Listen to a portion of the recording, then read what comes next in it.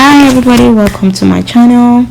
Today we'll be learning how to make chicken shawarma. Yes, chicken shawarma is one thing I really love. Now let's go through the ingredients needed. First thing we need is something called the pita bread. We also need our chicken. In this case I already bought my chicken, okay? Also we need mayo and ketchup. Yes, I love Walmart brand, that's why it has great value, but you could get any brand. We need homemade herbs mixture. We also need pepper, milk. That's grounded hot pepper. It's like so hot. Yes, that's like my, and right there is my homemade onions blend. We have the hot dog. Of course we need the cabbage. What's the shawarma without cabbage? Come on now, you definitely need your cabbage. Yes, now let's move on to the cooking. The first thing I want to do is to saute my chicken, and what I try to do is I leave my pots, or a little small pan sitting for maybe 30 seconds. As soon as it's dry, I go ahead and put in my boiled chicken, or maybe raw chicken, or whatever. In this case I'm using an already boiled chicken. Okay, so you try to put the chicken in, and you just let it sit for a while. You let your chicken sit for a while and relax, just have fun and enjoy that beautiful view. As soon as your chicken starts to cook, go ahead and slice it up. In this video I used my KitchenAid knife because I'm such a big fan of KitchenAid products. So yeah, it's very easy to use, so I used my KitchenAid knife alongside my fork to dice out all the chicken. All you want to do is carefully dice them out.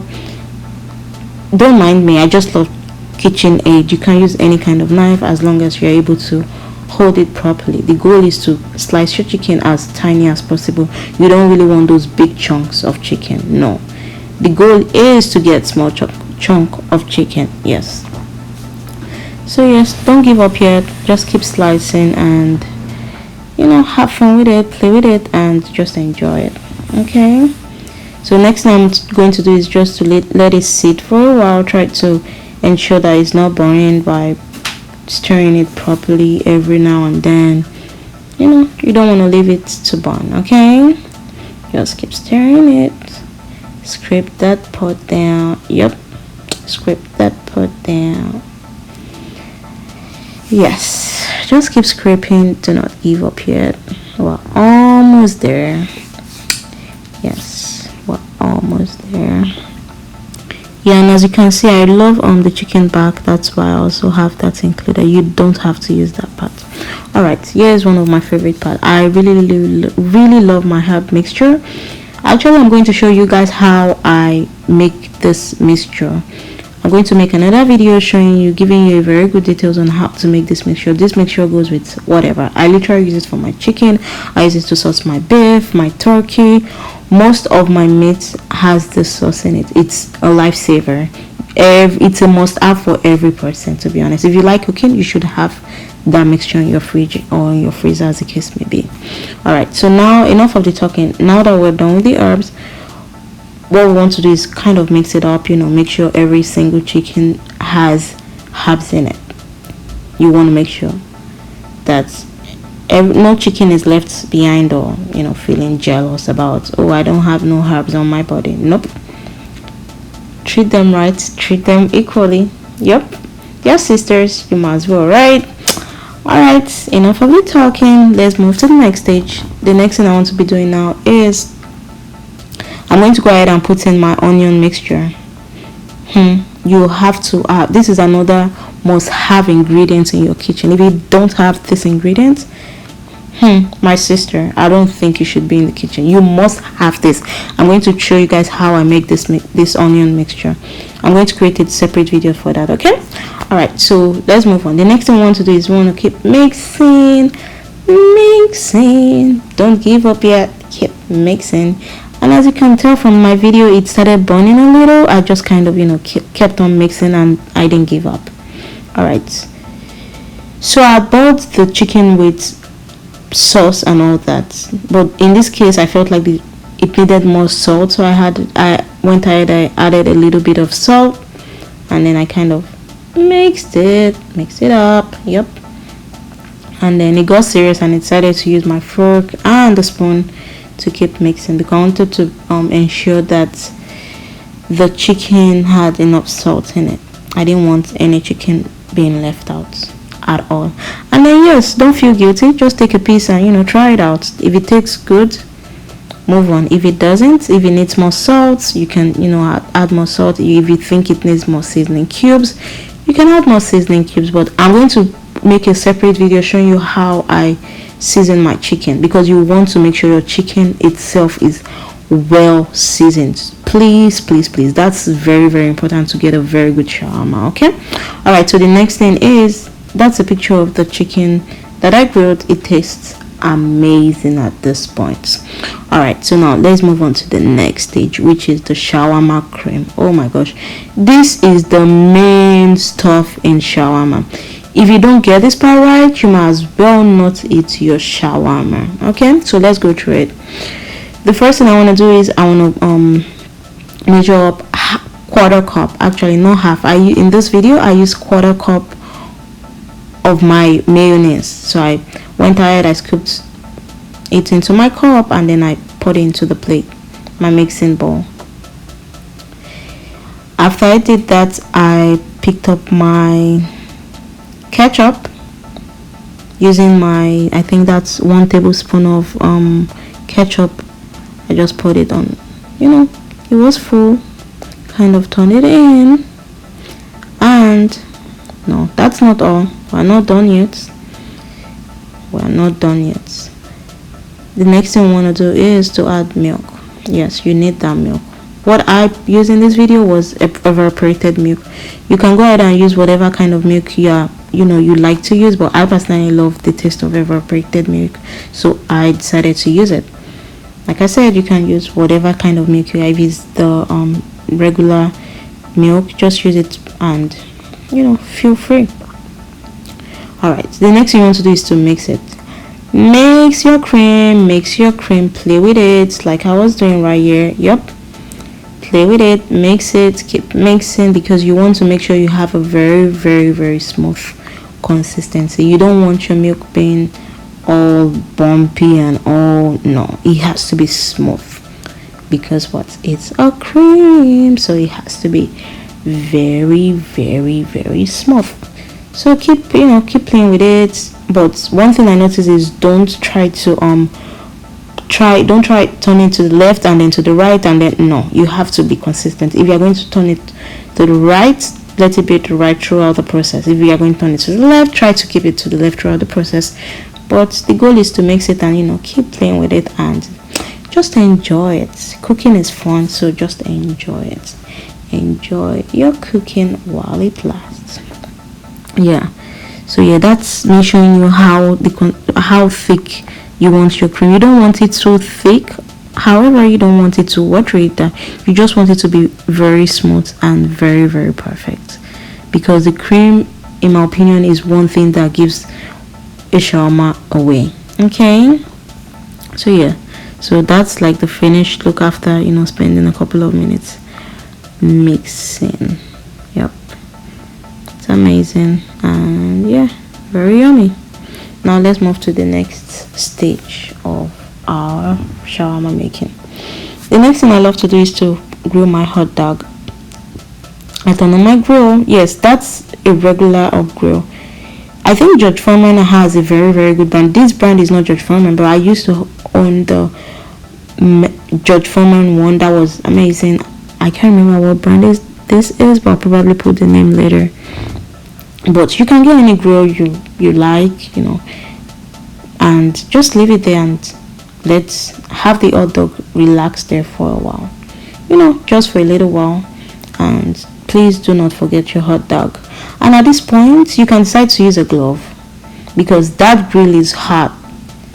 Okay, anyway, before we continue grilling, what we want to do is to kind of create maybe 2 piercing on the hot dog, so by the time it starts to swell, it doesn't just burst. You can have time to breathe. Anyway, the next thing, while my hot dog is grilling, what I love to do is to go ahead and slice my cabbage. Pick up my cabbage, try to use my eyes to like measure how much I think I need at a time, which is usually like, depending on the size of your cabbage, you should by the time you look at it, you can kind of tell what quantity your shawarma needs at that point, especially depending on the bread size and the wrap, how big the pita bread is, because I know they have different sizes. The one I think I had was like the large, and the large wasn't even like the largest. In my opinion, that size was medium, but I don't know why it has large written on it, but that's barely, or maybe perhaps he had medium written on it, but I think I saw large. I don't know, I'm not sure, but yes. So you kind of use the opportunity to measure out how much cabbage you think you'll be needing. Yeah, so at this point I just kept on slicing and slicing and slicing and slicing my cabbage carefully. Please do not chop your hands. If you have to use gloves, please use gloves. Okay, all right, so that's my cabbage, not perfectly diced. I'm just showing you guys for now how it looks like after my initial slicing. So what I tend to do is go back to it and slice it more, because I don't really love having my cabbage in big chunks. However, if you're the type that love to see big vegetables in your food, you might as well leave it that big. But I love mine a little tiny, not too tiny, but kind of tiny. You know what I'm talking about, right? All right, anyway, so this is like the after look when I finished dicing. Did I say dicing? I meant slicing. Okay, maybe dicing.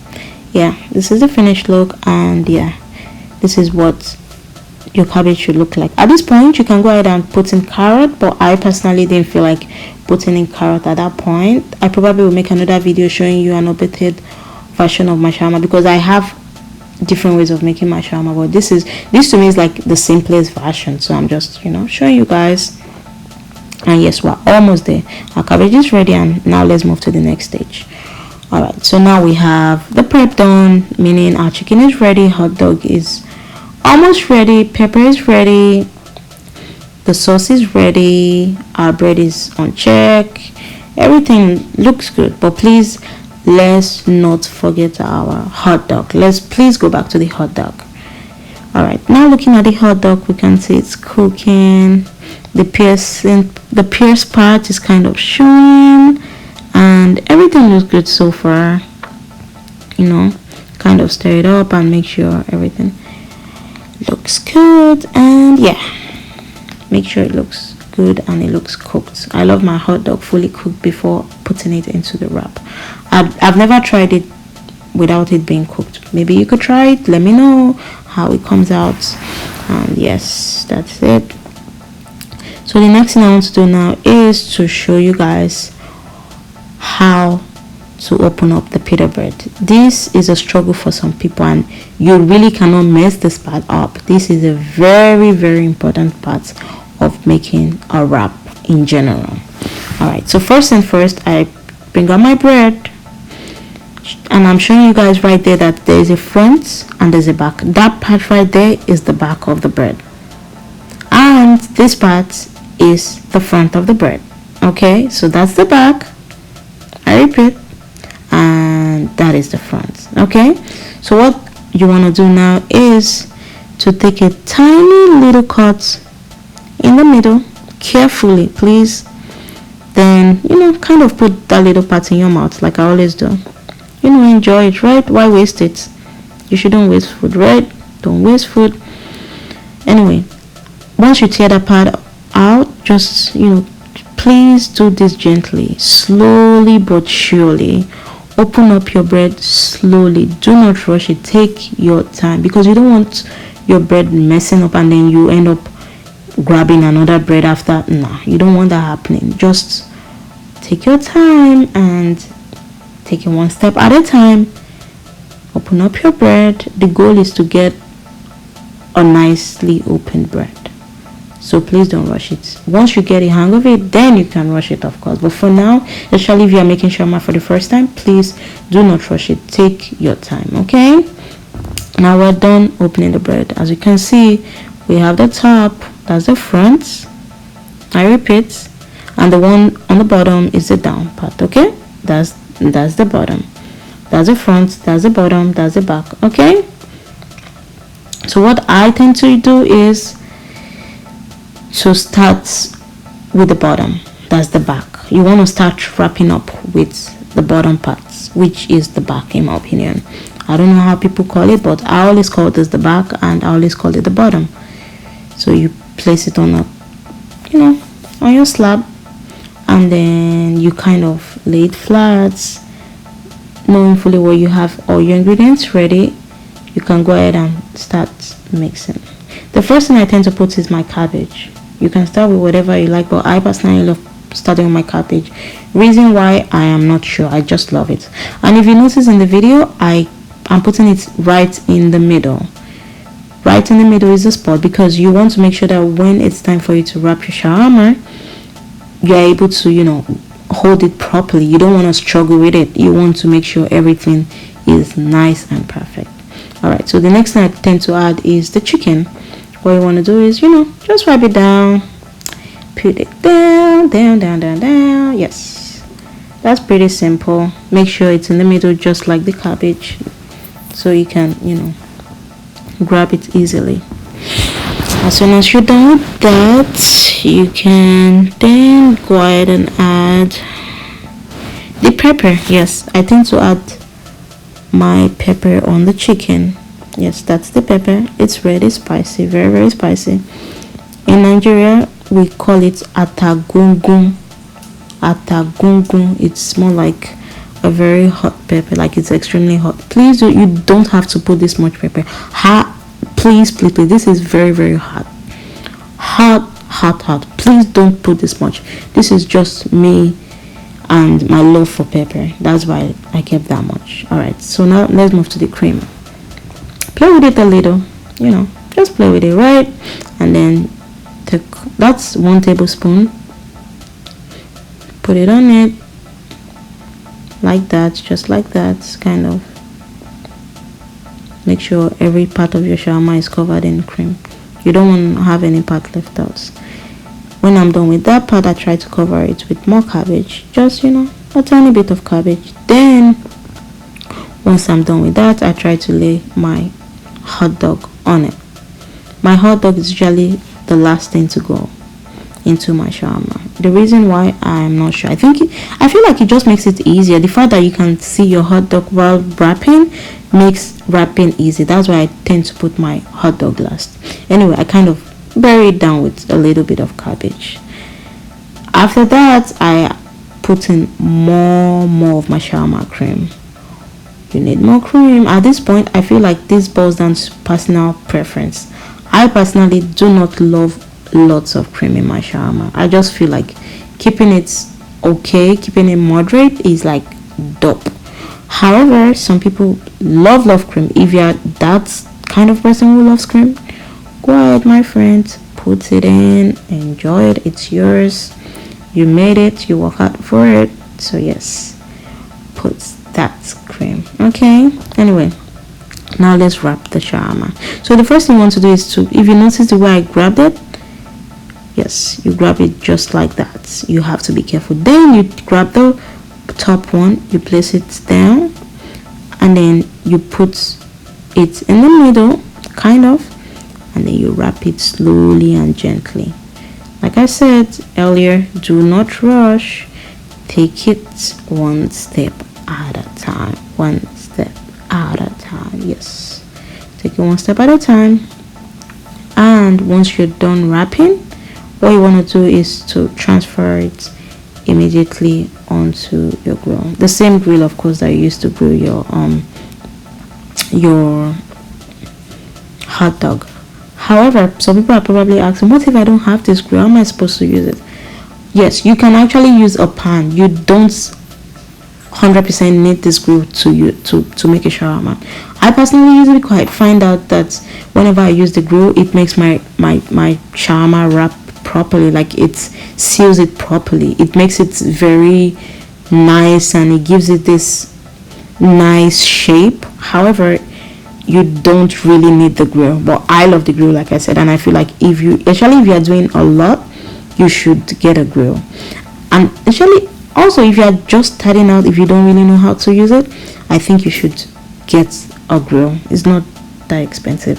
Anyway, so what I'm going to do is I'm going to try to grill it for at least 5 minutes. So yes, let's time it, put it in for 5 minutes, and that's all depends on what you're using. If you're using a grill or you're using a pan or whatever, just make sure you time it. Okay.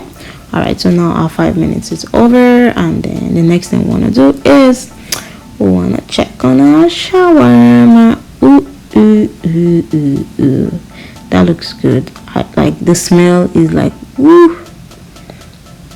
It's like damn. Yep. So you see how sealed the shawarma is already, especially the back. That's why I love the grill, because it makes it easy. You can see all that part is like sealed. And please, yes, please do not use your hands. I don't know, please use gloves. Because that stuff is very hot. Okay, please use gloves. Yes. And yeah, that's it. That's our shawarma, ready to be eaten. It's so delicious. Some people have had it before. If you've had it, then yes, lucky you. But if you've never had it, you need to go get all these ingredients and make it like today. Let me know what you guys think about the video. Let me know if you like it. You know, give me if you're a shawarma lover like me that loves to make shawarma, let me know how you've made it, what you've done differently, what you think I should have done differently. And yeah, I would love to hear you guys speak. And please do not forget to subscribe to my channel, and yes, hit the notification button so you can get more videos. Thank you. Bye bye.